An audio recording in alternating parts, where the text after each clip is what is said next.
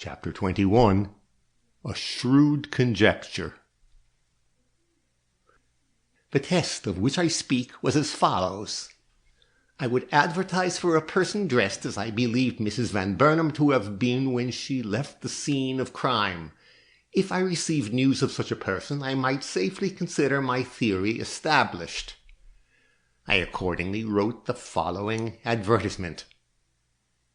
Information wanted of a woman who applied for lodgings on the morning of the 18th inst, dressed in a brown silk skirt and a black and white plaid blouse of fashionable cut. She was without a hat, or if a person so dressed wore a hat, then it was bought early in the morning at some store, in which case let shopkeepers take notice. The person answering this description is eagerly sought for by her relatives, and to anyone giving positive information of the same, a liberal reward will be paid. Please address T.W. Alvord, Liberty Street. I purposely did not mention her personal appearance for fear of attracting the attention of the police. This done, I wrote the following letter. Dear Miss Ferguson, one clever woman recognizes another. I am clever and am not ashamed to own it. You are clever and should not be ashamed to be told so. I was a witness at the inquest in which you so notably distinguished yourself, and I said then, there is a woman after my own heart. But a truce to compliments. What I want and ask of you to procure for me is a photograph of Mrs. Van Burnham. I am a friend of the family and consider them to be in more trouble than they deserve. If I had her picture, I would show it to the Mrs. Van Burnham, who feel great remorse at their treatment of her, and who want to see how she looked. Cannot you find one in their rooms? The one in Mr. Howard's room here has been confiscated by the police. Footnote C. This was so probable it cannot be considered an untruth. Hoping that you will feel disposed to oblige me in this, and I assure you that my motives in making this request are most excellent, I remain cordially yours, Amelia Butterworth. P.S. Address me, if you please, at 564 Avenue, care of J. H. Denham. This was my grocer, with whom I left word the next morning to deliver this package in the next bushel of potatoes he sent me. My smart little maid, Lena, carried these two communications to the East Side, where she posted the letter herself, and entrusted the advertisement to a lover of hers who carried it to the Herald office. While she was gone, I tried to rest by exercising my mind in other directions. But I could not. I kept going over Howard's testimony in the light of my own theory, and remarking how the difficulty he experienced in maintaining the position he had taken forced him into inconsistencies and far-fetched explanations. With his wife for a companion at the Hotel D, his conduct both there and on the road to his father's house was that of a much weaker man than his words and appearance led one to believe. But if, on the contrary, he had with him a woman with whom he was about to elope, and what did the packing up of all his effects mean, if not that?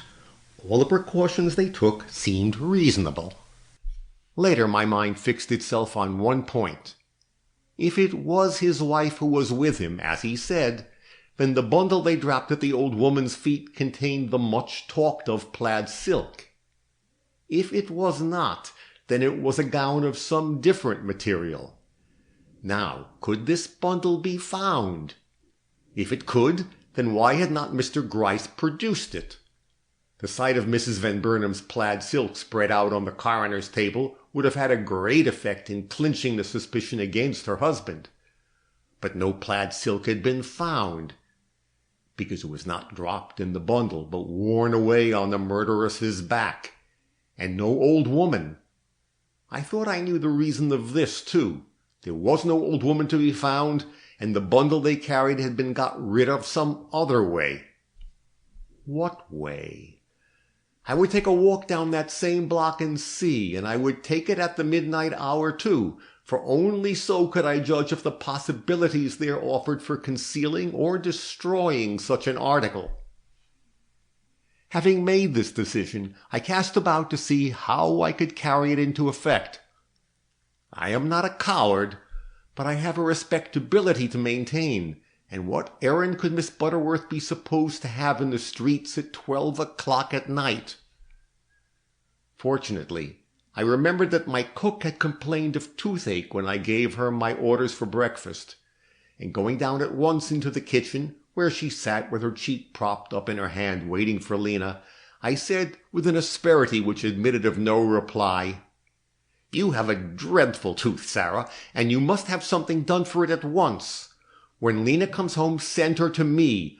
I'm going to the drugstore for some drops, and I want Lena to accompany me." She looked astounded, of course, but I would not let her answer me. "Don't speak a word," I cried. "It will only make your toothache worse. And don't look as if some hobgoblin had jumped up on the kitchen table. I guess I know my duty, and just what kind of a breakfast I will have in the morning if you sit up all night groaning with a toothache." And I was out of the room before she had more than begun to say that it was not so bad and that I needn't trouble and all that, which was true enough, no doubt, but not what I wanted to hear at that moment. When Lena came in, I saw by the brightness of her face that she had accomplished her double errand. I therefore signified to her that I was satisfied and asked if she was too tired to go out again, saying quite peremptorily that Sarah was ill and that I was going to the drugstore for some medicine and did not wish to go alone. Lena's round-eyed wonder was amusing, but she's very discreet, as I have said before, and she ventured nothing save a meek, "It's very late, Miss Butterworth," which was an unnecessary remark, as she soon saw. I do not like to obtrude my aristocratic tendencies too much into this narrative, but when I found myself in the streets alone with Lena, I could not help feeling some secret qualms lest my conduct savor of impropriety. But the thought that I was working in the cause of truth and justice came to sustain me, and before I had gone 2 blocks, I felt as much at home under the midnight skies as if I were walking home from church on a Sunday afternoon. There is a certain drugstore on 3rd Avenue where I like to deal, and towards this I ostensibly directed my steps.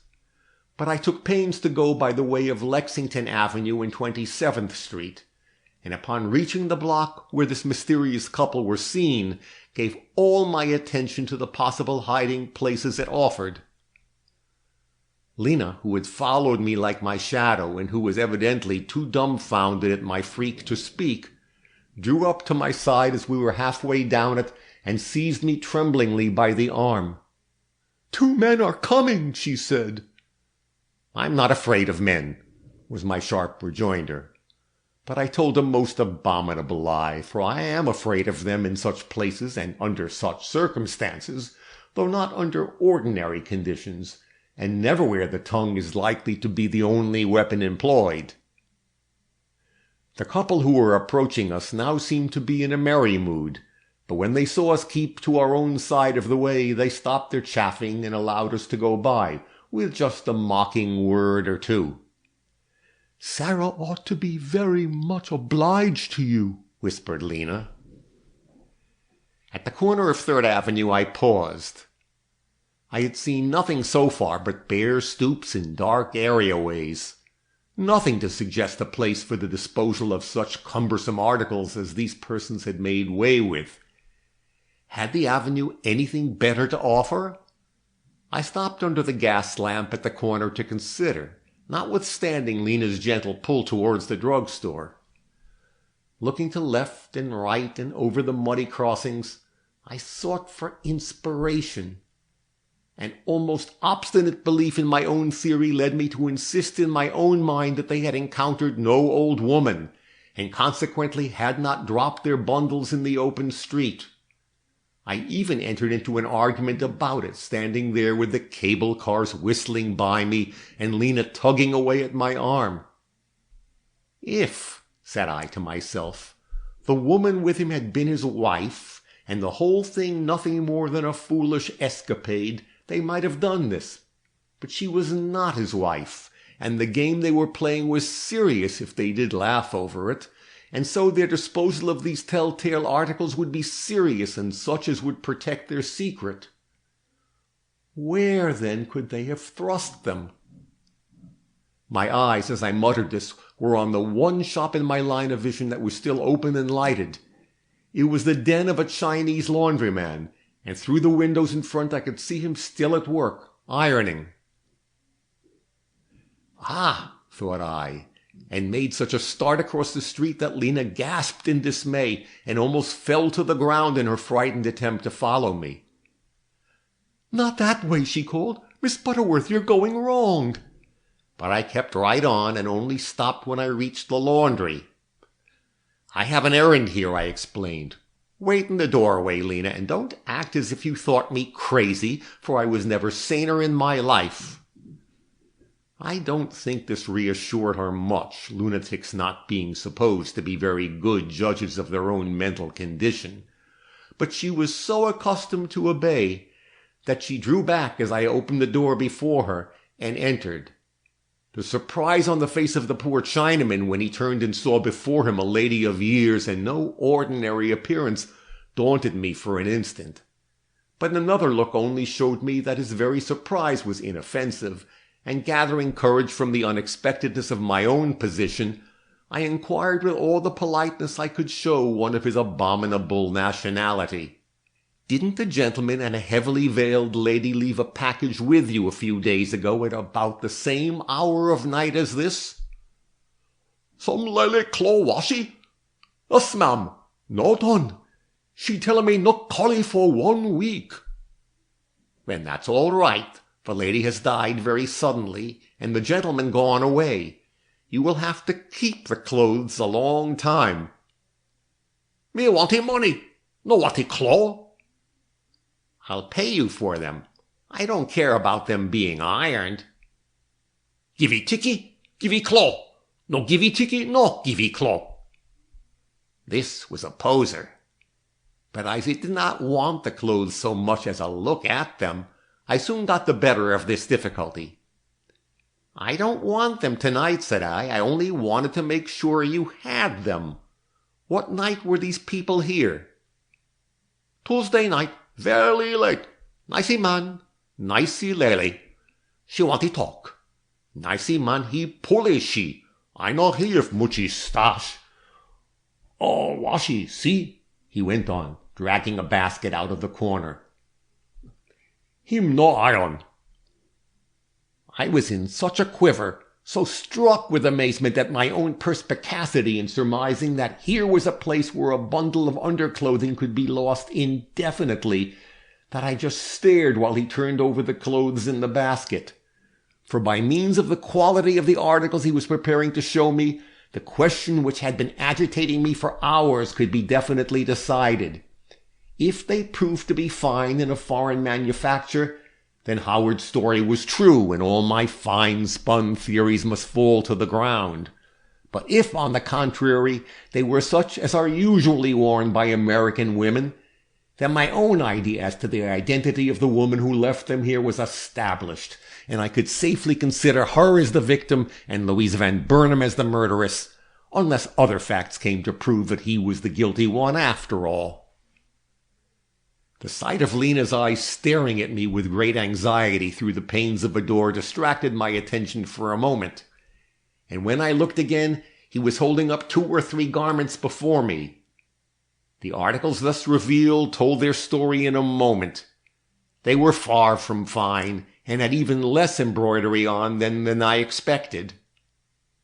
"Are there any marks on them?" I asked. He showed me 2 letters stamped in indelible ink on the band of a skirt. I did not have my glasses with me, but the ink was black, and I read O.R. The minx's initials, thought I. When I left the place, my complacency was such that Lena did not know what to make of me. She has since informed me that I looked as if I wanted to shout hurrah, but I cannot believe I so far forgot myself as that. But, pleased as I was, I had only discovered how 1 bundle had been disposed of. The dress and outside fixing still had to be accounted for, and I was the woman to do it. We had mechanically moved in the direction of the drugstore and were near the curbstone when I reached this point in my meditations. It had rained a little while before, and a small stream was running down the gutter and emptying itself into the sewer opening. The sight of it sharpened my wits. If I wanted to get rid of anything of a damaging character, I would drop it at the mouth of one of these holes and gently thrust it into the sewer with my foot, thought I. And never doubting that I had found an explanation of the disappearance of the second bundle, I walked on, deciding that if I had the police at my command, I would have the sewer searched at those 4 corners. We rode home after visiting the drugstore. I was not going to subject Lena or myself to another midnight walk through 27th Street. This ends Chapter 21.